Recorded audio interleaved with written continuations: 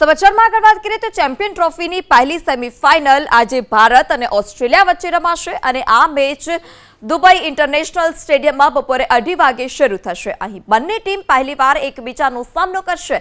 બંને team ICC ટુર્નામેન્ટના નોકઆઉટમાં 9મી વખત આમને સામને રમશે। અગાઉના મુકાબલામાં બંને ટીમ 4-4 થી જીતી હતી। બંને ટીમ છેલ્લા 2023માં રમશે। આજે ચેમ્પિયન ટ્રોફીની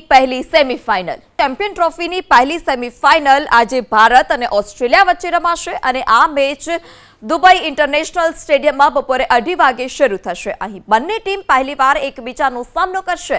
બંને ટીમ આઈસીસી ટુર્નામેન્ટના નોકઆઉટમાં 9મી વખત આમને સામને રમશે। અગાઉના મુકાબલામાં બંને ટીમ 4-4 થી જીતી હતી। બંને ટીમ છેલ્લા 2023માં રમશે। આજે ચેમ્પિયન ટ્રોફીની પહેલી સેમીફાઇનલ